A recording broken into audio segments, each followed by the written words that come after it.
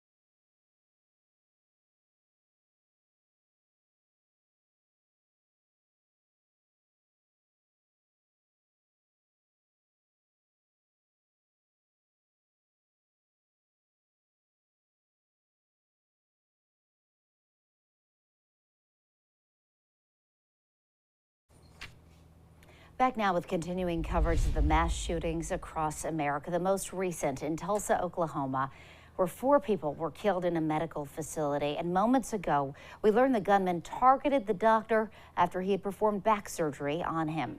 This as the funerals continue for the 21 victims killed in the Uvalde school massacre. ABC's Rhode reports.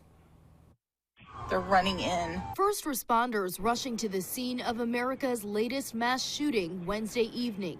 A shooting at the Natalie building, 6475 Southfield. Police say 4 people were killed when a gunman stormed into a Tulsa medical facility armed with a rifle and handgun and opened fire. At 2 p.m.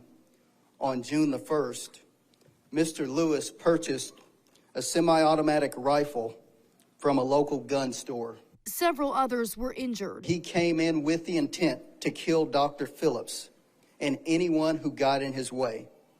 He blamed Dr. Phillips for the ongoing pain following the surgery.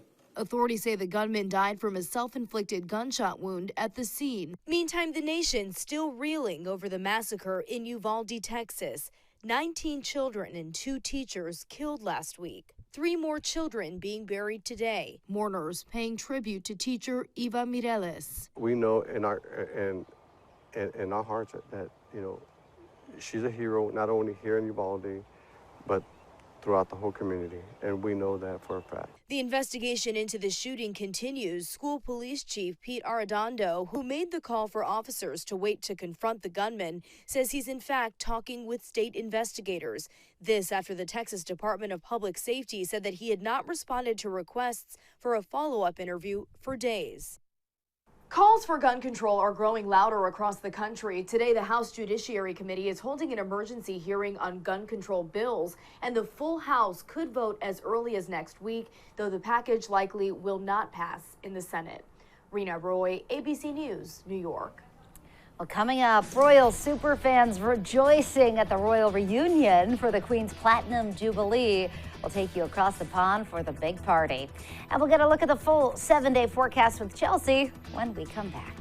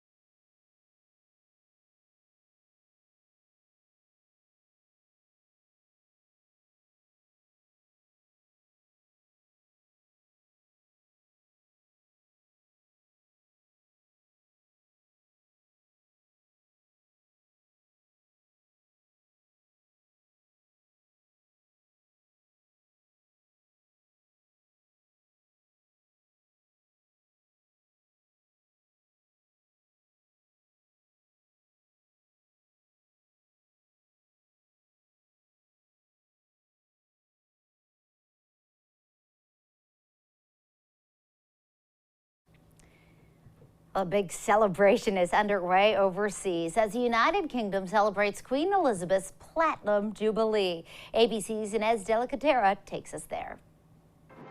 4 days of festivities celebrating Queen Elizabeth's Platinum Jubilee, kicking off this morning with what's known as Trooping the Colour, a military parade that made its way down London's famous and historic mall. 3 generations of the royal family in a single carriage coming out to mark the Queen's 70 years on the throne.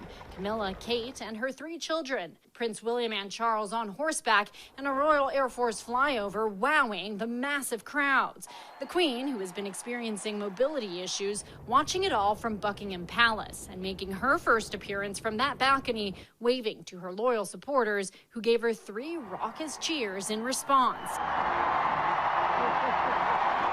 Prince Louis at one point stealing the show, sharing this heartwarming moment with his great-grandmother. Royal superfans camping out for days, hoping to catch a glimpse of their favorite royals. We want to see her and all the royal family and support her for her Platinum Jubilee. It's a great event. And we've basically come to make memories. It's only going to happen once. Harry and Meghan are also in London for the occasion. Prince Andrew was set to attend at least one event, but a royal source telling ABC News just moments ago the Duke has tested positive for COVID-19 and will no longer be attending tomorrow's service.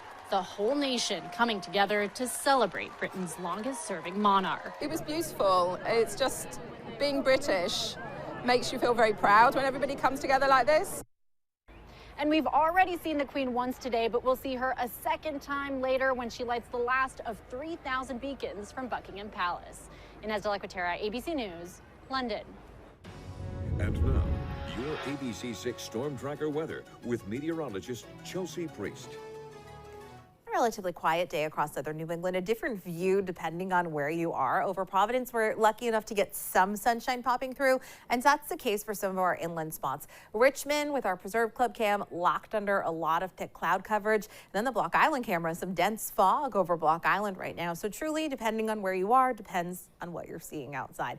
All of us have temperatures mainly in the mid to upper 60s, a few 70s where we've seen some sunshine popping through in spots like Smithfield, Norwood, and Taunton, mid 60s along the coastline. Typically in early June, we should be coming up into the low to mid 70s. So we're running slightly cooler than average outside today.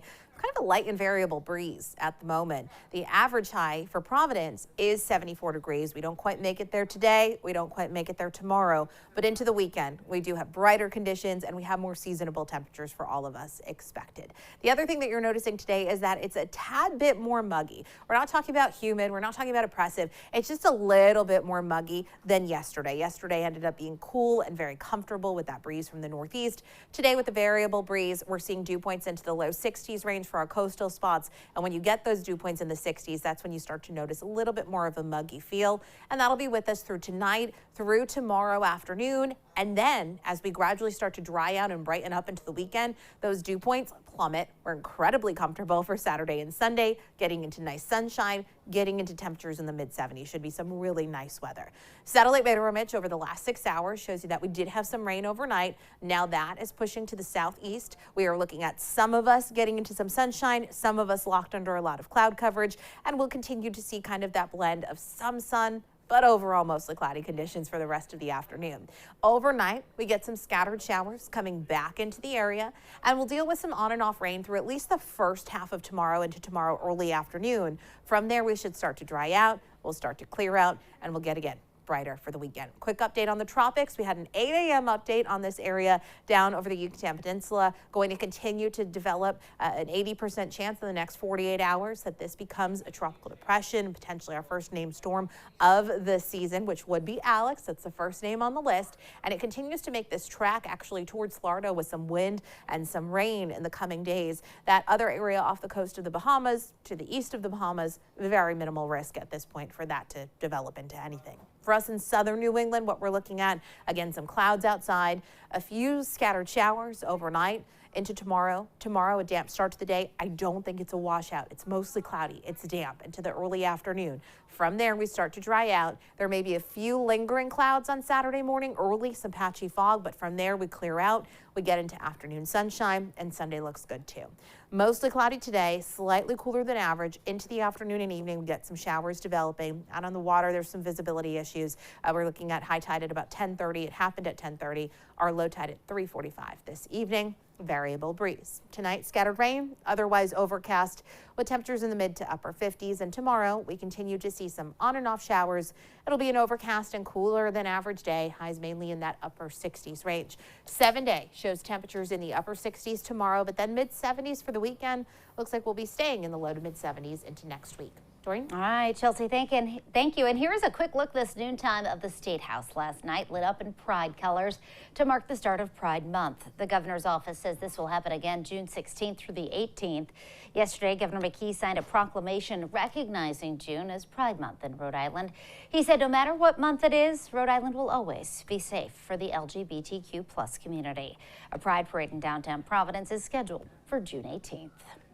Well, still ahead, why a jacket in the new Top Gun is making people in Taiwan very happy. And a Star Wars actor defending his co-star against online hate.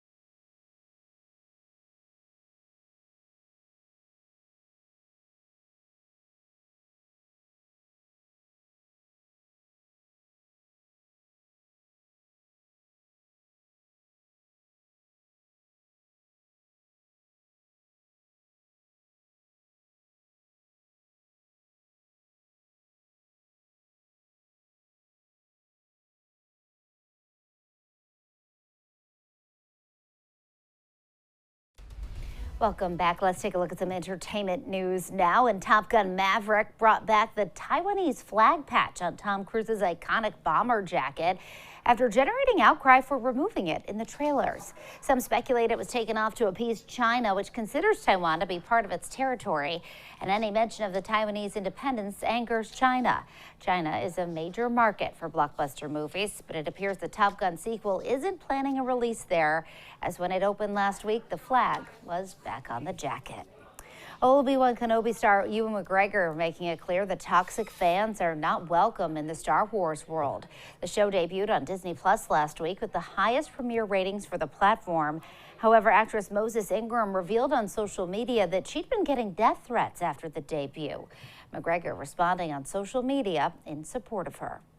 If you're sending her bullying messages, you're no Star Wars fan in my mind. There's no place for racism in this world. And I totally stand with Moses. Other actors of color in the Star Wars world, including John Boyega and Kelly Marie Tran, have experienced similar online hate. Well, season 4 of Stranger Things is bringing a bright spot to Netflix. In April, the company reported it had lost subscribers for the first time in a decade, sending the stock tumbling. But the latest season of the sci-fi horror series came back with record numbers over the weekend.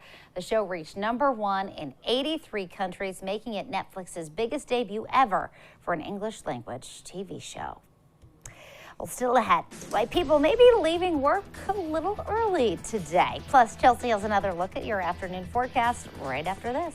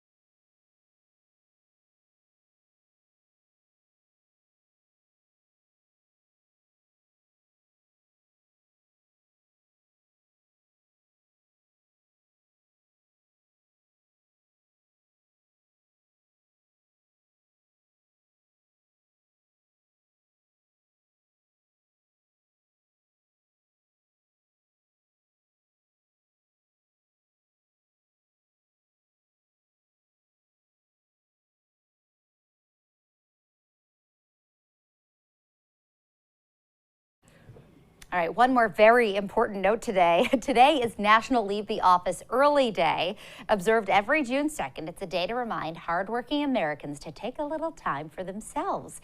It was started by an employee productivity specialist. The goal is to help us strike the right balance between working to live versus living to work.